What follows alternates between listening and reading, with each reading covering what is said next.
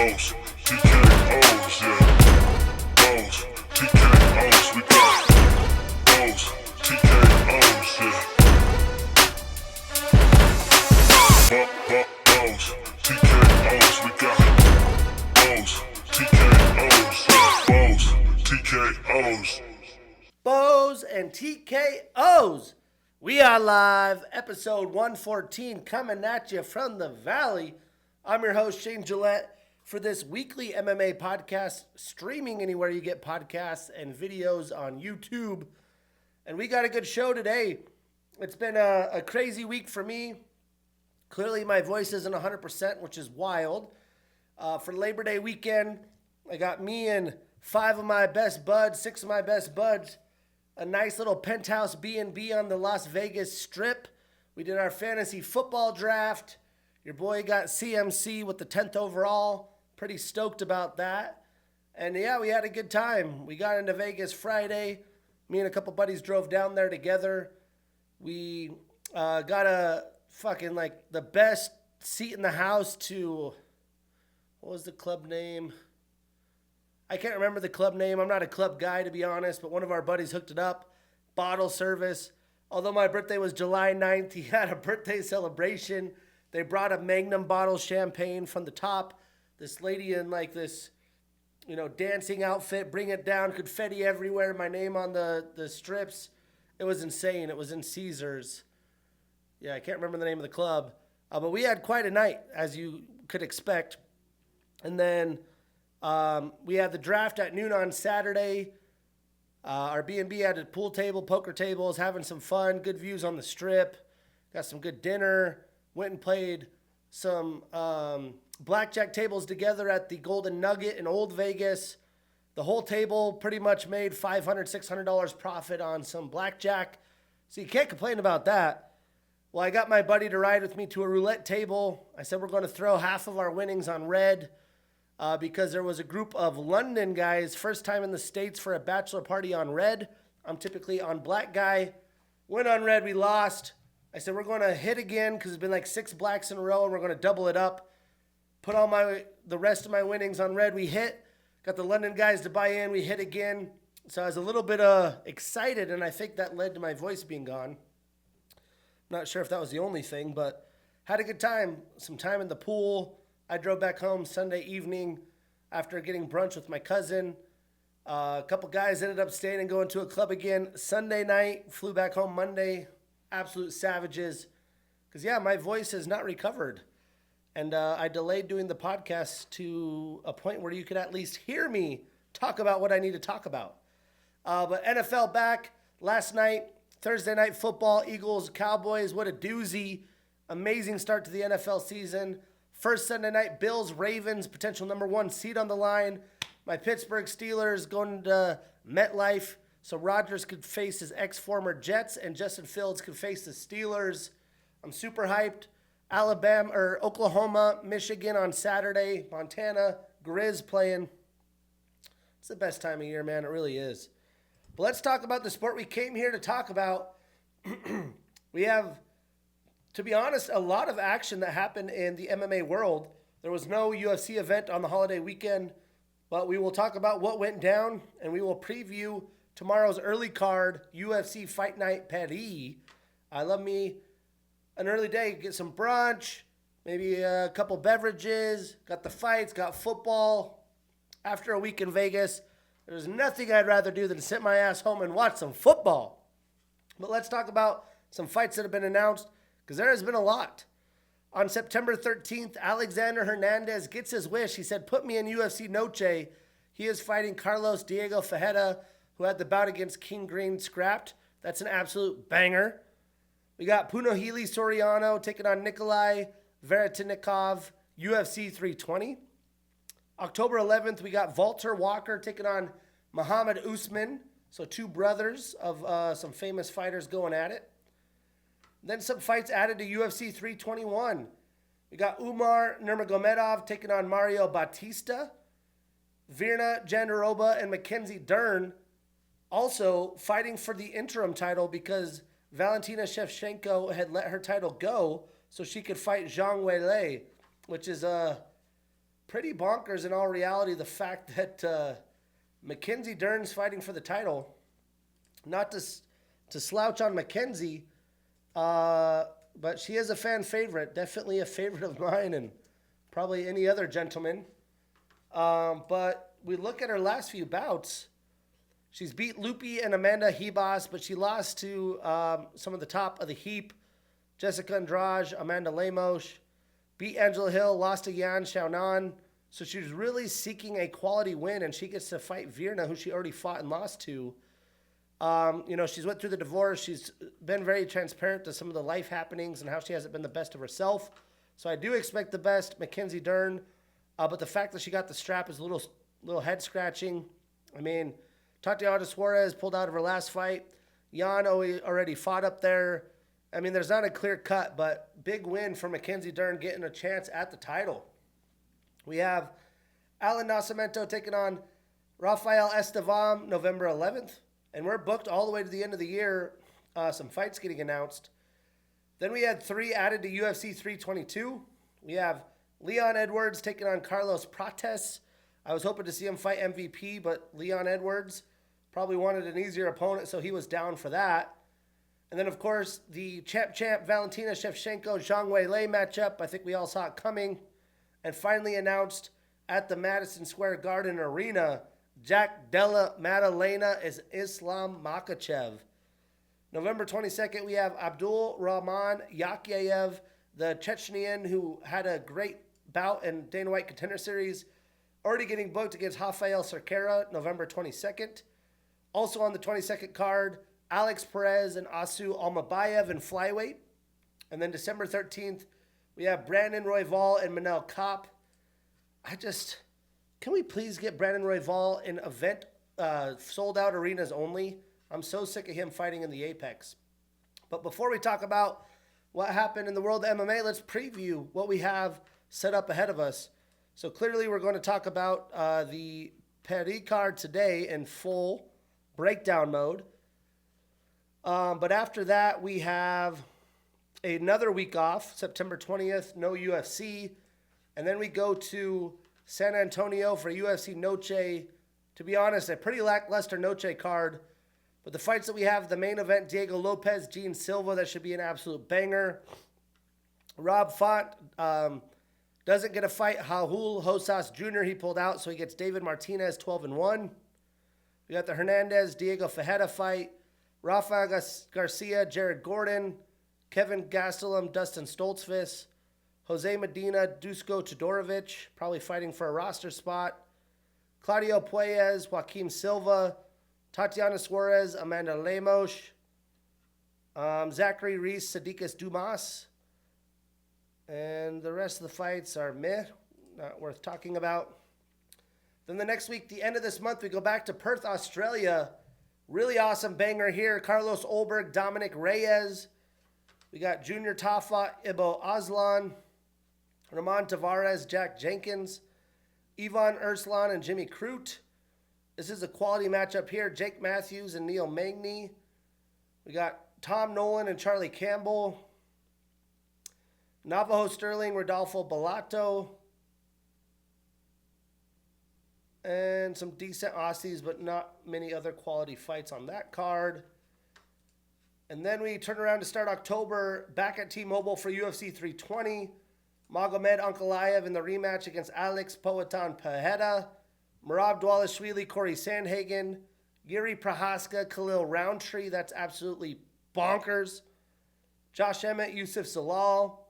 Joe Pfeiffer, Abusapian Magomedov. Atiba Gautier taking on Osman Diaz. Andre Muniz and Edmund Shabazian. Chris Gutierrez and Farid Basharat. Macy Shiasan taking on Yana Santos. Patchy Mix taking on Jacob Wicklots. Don't know much about him. Ramiz Bramij taking on Austin Vanderford. Veronica Hardy, Bogdan Walker. And then Punahele Soriano in the Nikolai Veretinikov fight. The next week we go to Rio, so lots of foreign bouts for the remainder of the year. Charles Oliveira taking on Rafael Fiziev. Davison Figueiredo taking on Montel Jackson, his first big opponent. Vicente Luque, Santiago Ponzinibbio. The Walter Walker, Muhammad Usman. Randy Brown, Gabriel Bonfim, that's awesome. Rafael Filio and Clayton Carpenter. Vitor Petrino and Thomas Peterson. Julia Pilastri and Karolina Kowalkiewicz. Ricardo Ramos and Con Offley. So again, none of these fight night cards really jump off the table. Obviously, UFC 320 stacked as it should be. But then we go to Canada for the Vancouver card. A couple of those fights we talked about are on Vancouver. I think it's pretty much completely built out. We get Renier de Ritter, Anthony Hernandez, Marlon Vera, Ayman Zahabi, Kevin Holland, Mike Malott, Manon Fiorot, Jasmine Jasdavicius, Charles Jourdain, Davy Grant, Bruno Silva and Hyung Sung Park, Cody Gibson and Arichi Long, Danny Barlow and Jordan Santos, Kyle Nelson and Matt Frivola. Those got announced this morning, the Cody Gibson and Kyle Nelson fights. Drew Dober, Kyle Prepolek, Stephanie Luciano and Ravina Oliveira.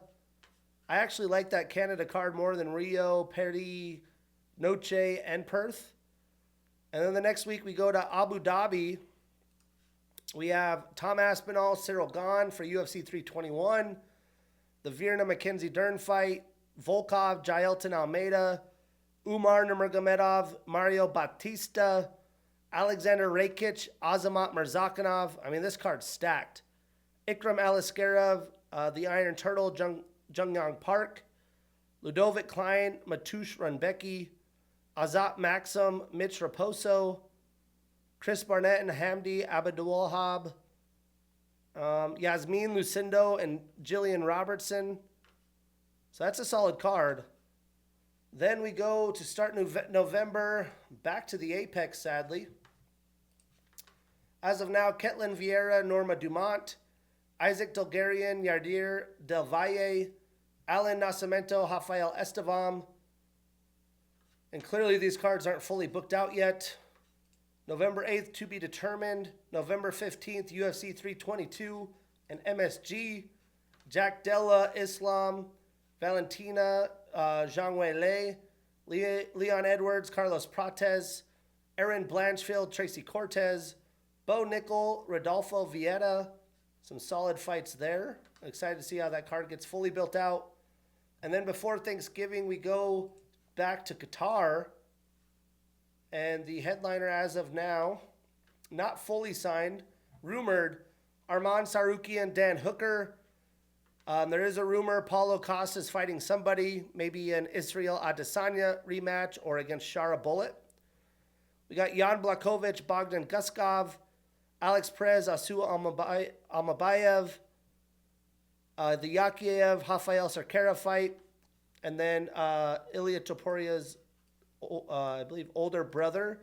And with that, there's rumors that Ilya won't fight this year because he'll be helping his brother, which would set potentially the Islam-Ilya fight early in the year with the new Paramount CBS deal.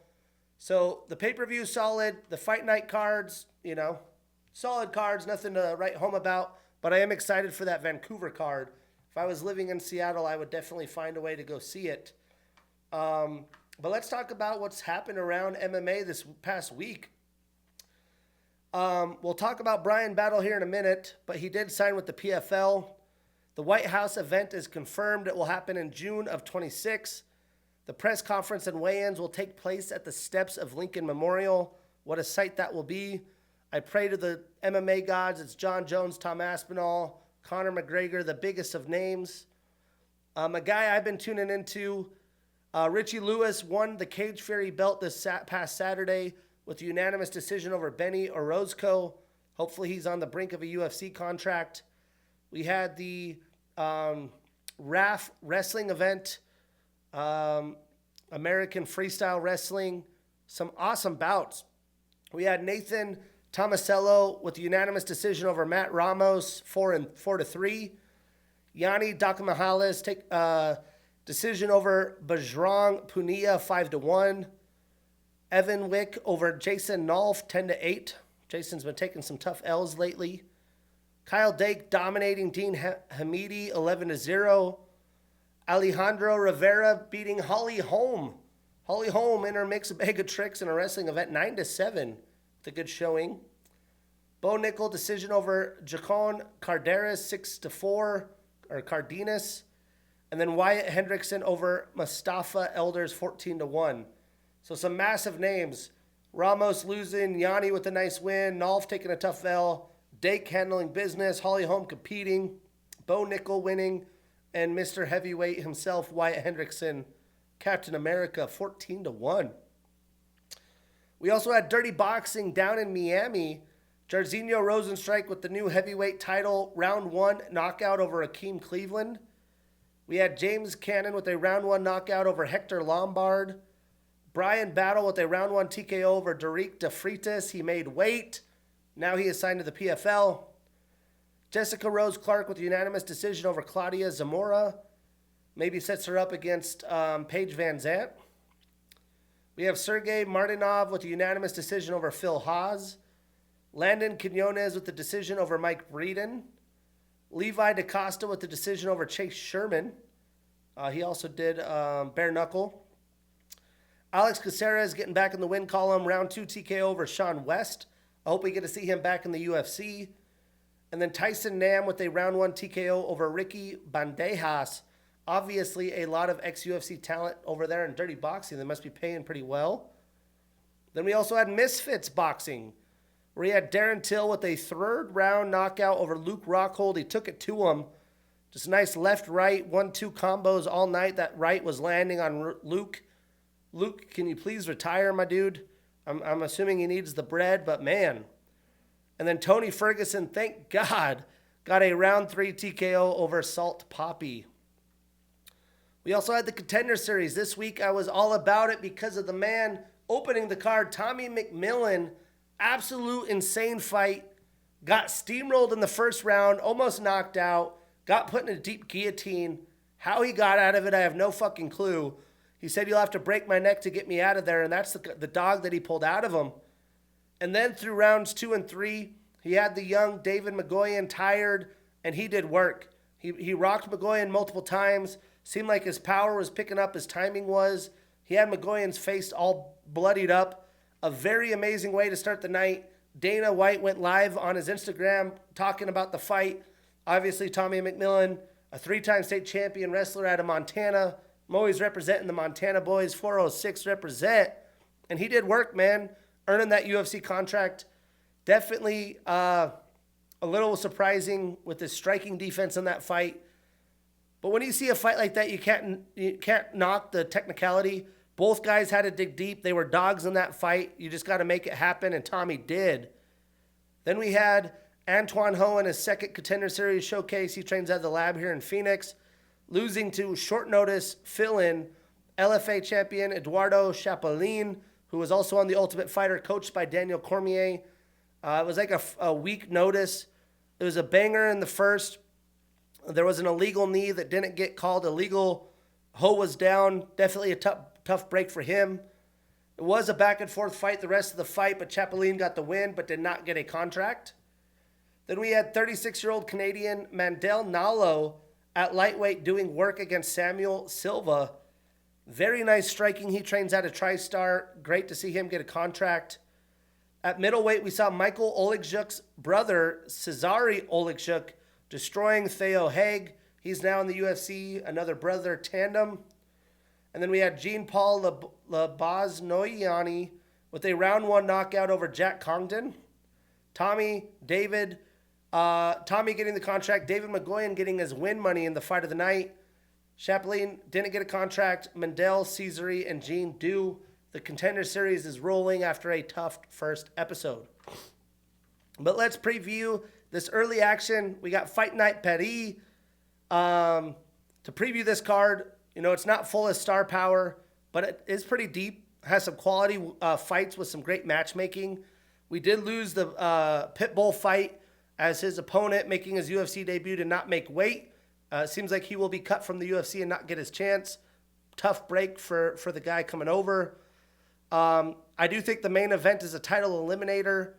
Clearly, Mauricio Ruffy can skyrocket with a nice win here. Some big UFC debuts in store.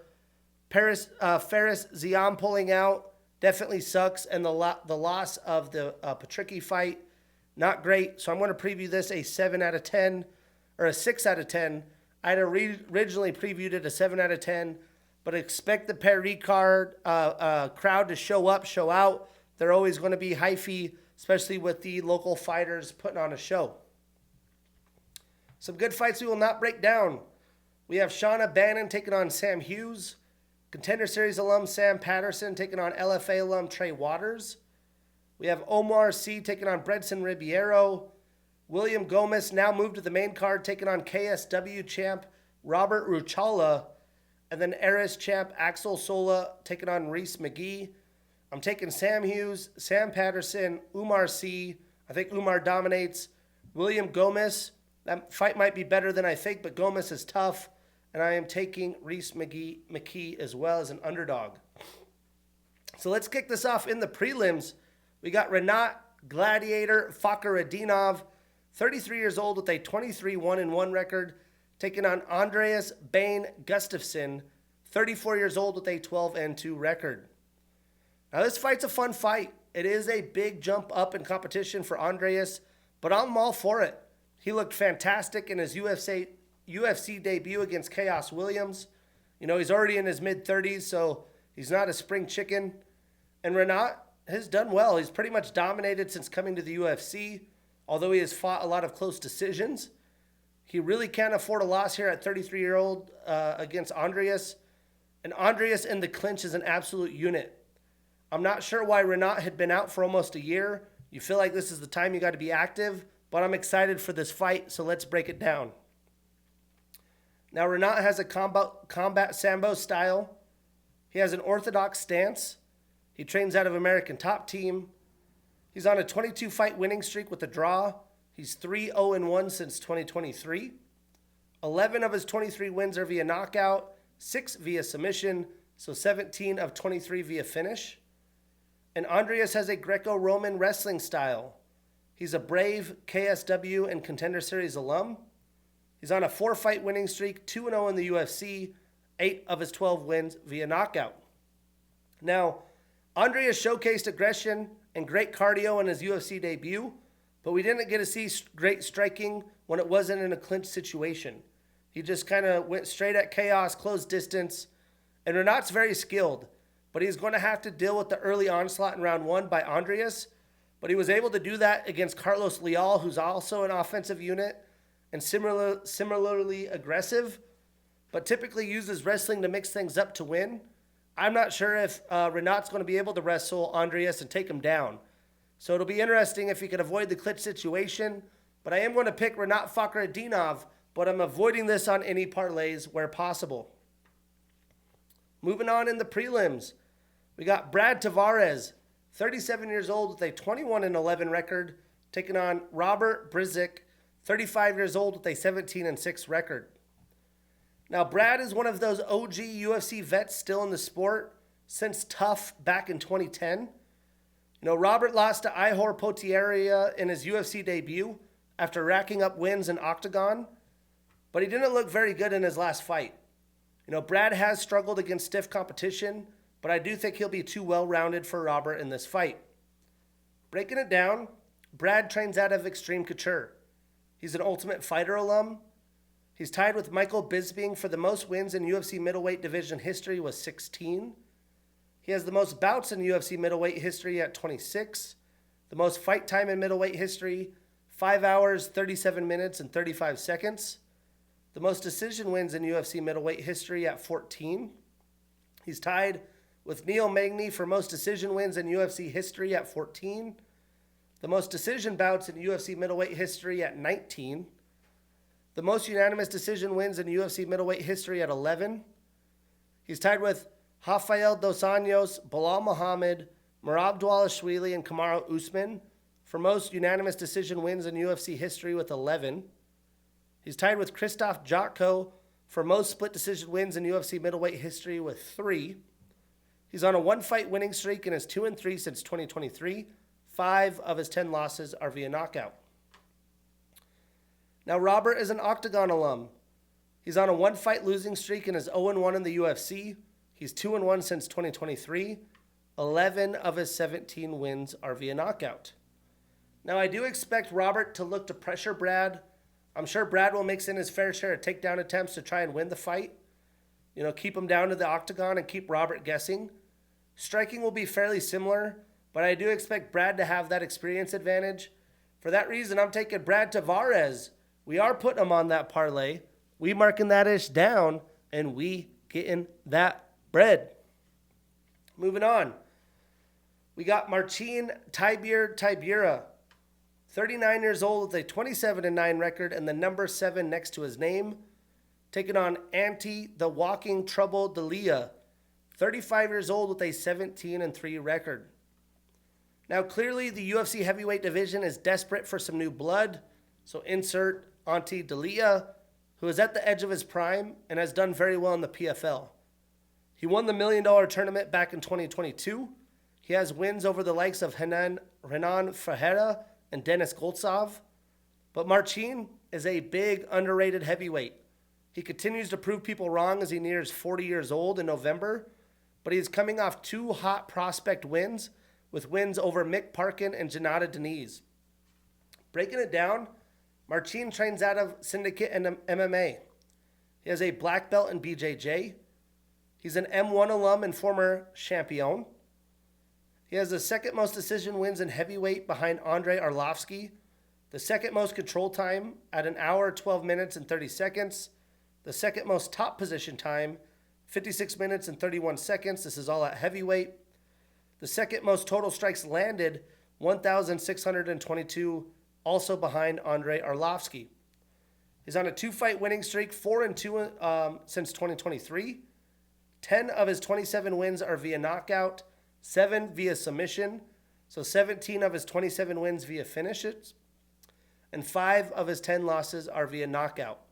And he's also rocking a 5-inch leg reach advantage. Now, Ante is an M1, Risen, PFL, and KSW alum. He's on a 1-fight winning streak and is 2-1 since 2023.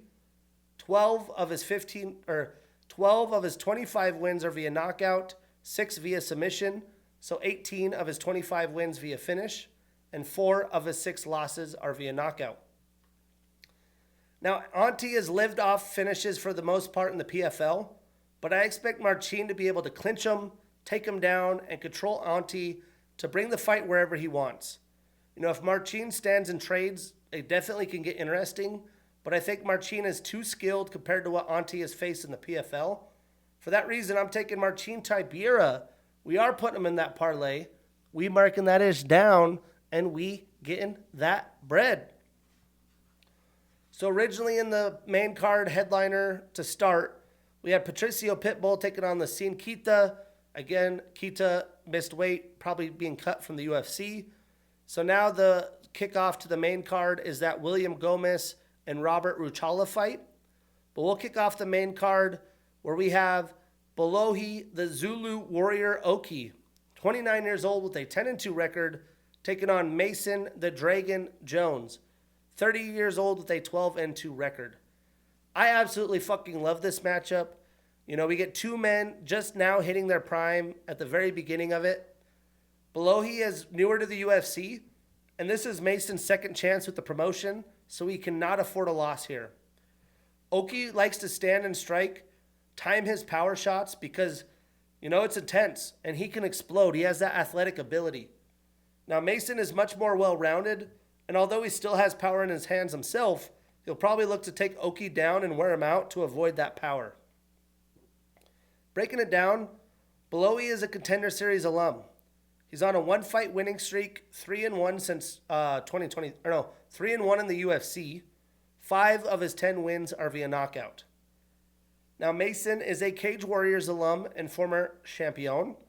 He's on a 5-fight winning streak, 2-1 overall in both of his UFC stints, but he took losses against very good UFC talent, guys like Mike Davis and Ludovic Klein. He has some quality wins in his UFC stint against David Onama and Jeremy Stevens in his UFC return. 7 of his 16 wins are via knockout. Now, the first round of this fight is the most critical.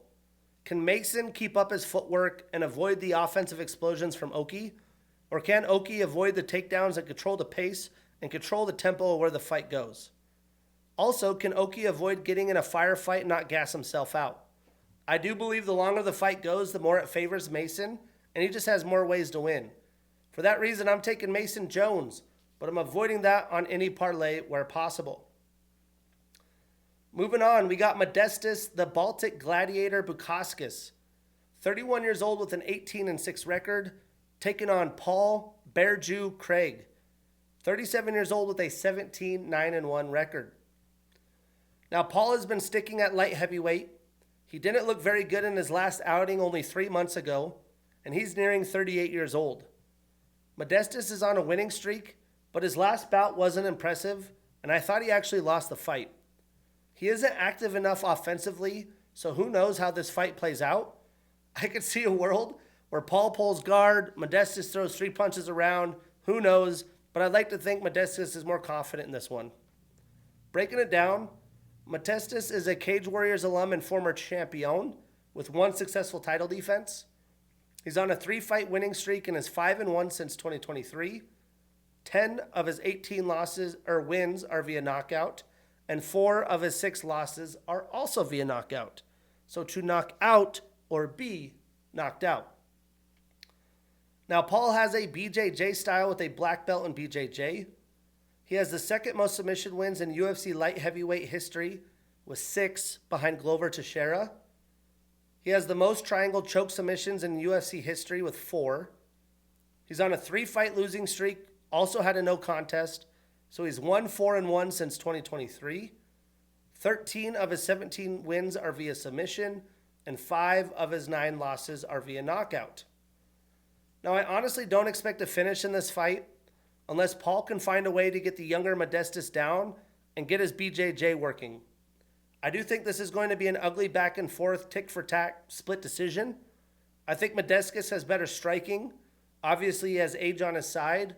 And I think he's getting his confidence back on this winning streak so he can let his hands fly more and have the striking advantage. And hopefully he'll loosen up a little bit against Paul Craig. For that reason, I'm taking Modestas Bukauskas. I am putting him on that parlay. We marking that ish down, and we getting that bread. Then the final 2 fights, what doozies they are. We got Mauricio Ruffy, 29 years old with a 12-1 record and the number 15 next to his name, taking on Benoit God of War Saint-Denis, 29 years old with a 14-3 record and the number 13 next to his name. I really do think this has fight of the night written all over it. You know, BSD is going to have the Paris crowd going nutty. He's 2-1 when fighting in Paris this far. Mauricio has a ton of potential. He's flashed it, but he's still somewhat of an enigma, as we just haven't seen enough of him against quality opponents. But as both men enter their primes, one of these guys will walk away with a big boost to their brand and their stock in the UFC. Breaking it down, Mauricio is a Contender Series alum. 2 of his last 3 fights have been performance of the night. He shows up, he shows out. He's on a 7-fight winning streak and is 4-0 in the UFC, and 11 of his 12 wins are via knockout. Now, Benoit has a brown belt in BJJ and a black belt in judo. 4 of his last 8 fights have been fight of the night or performance of the night. He's showing up, he's showing out as well. Again, guaranteed violence. Benoit is on a 1-fight winning streak and is 4-2 since 2023. 10 of his 14 wins are via submission, and 2 of his 3 losses are via knockout. Now, I honestly would be shocked if this went 15 minutes. I wouldn't be surprised if it ended in round 1. If anyone looks to grapple in this fight, I'd expect BSD to do so, and I expect him to be the one to bring the forward pressure and look to get in the pocket and avoid the big power that Ruffy has from distance, those spinning wheel kicks and all. The uglier this fight is, the better it is for the French Special Forces soldier, Benoit Saint-Denis. But hey, Mauricio is a fast counter-striker and isn't going to let BSD create an opening for him, but I expect a high-paced, high-volume fight, and I am taking Mauricio Ruffy, but I'm avoiding this on any parlay where possible. Then in the main event, again, I'm pretty positive the winner here gets the next title shot. we have Nasruddin the Sniper Imavov. 30 years old with a 16-4 record and the number 2 next to his name, taking on Kayao the Natural Baralho. 32 years old with a 17-1-0 record and the number 7 next to his name. Now, Kayao is on an impressive run, but he has done so kind of fighting tin cans. 2 fights ago on his climb up, he fought Paul Craig. Although he did get his last win against Jared Cannonier in a 5-round fight, where he strictly showcased his striking and avoiding his grappling repertoire completely to show that he is well-rounded and not one-dimensional. But Nasruddin has been a talented kickboxer and has leveled up grappling his own that he put on display in the Brendan Allen fight. You know, both men are in their young primes at 30 and 32, and if the winner puts up a show, I think they'll stamp their title shot. But breaking it down, Nasruddin has an orthodox stance. He's on a 4-fight winning streak. He's 4-1-1 since 2023. 7 of his 16 wins are via knockout, 4 via submission, so 11 of his 16 wins via finish. As we all know, Kayao trains out of the hottest team in MMA right now, the Fighting Nerds. He has a black belt in BJJ, a brown belt in judo. He's a Future FC former champion and a Contender Series 2-time alum. 3 of his last 4 fights have been Fight of the Night or Performance of the Night. He's showing up. He's showing out. He's on a 16-fight winning streak, 8-0 in the UFC. 5 of his 17 wins are via knockout, 4 via submission, so 9 of his 17 wins via finish. Now, I do think that Baralho is smart, and he's going to look to try to take for takedowns whenever the opportunity presents itself, and look to try and take out some of the cardio of Nasruddin. Now, if BSD wins the co-main, Paris is going to be super nutty when Nasruddin enters the octagon for the main event. I could see Imavov being aggressive with his striking and look to get a finish early. He has to be confident as ever right now because although Izzy had a good start to their fight, he's coming off a knockout finish against Israel Adesanya. And I just think Nasruddin is too talented of a striker and will control the distance and the pace of this fight. I think he's going to have Kayao diving in and opening himself up, trying to get takedowns for those counter-strike opportunities. For that reason, I'm taking Nasruddin Imavov. We're putting him on that parlay. We marking that ish down, and we getting that bread. And then for next week, we will recap this card, and we will preview UFC Noche. Again, a little shallow, but it is headlined with a massive bout as number 2 ranked Diego Lopez takes on number 10 Gene Silva. That's episode 114. Go Steelers! I'm your host, Shane Gillette. See you next week.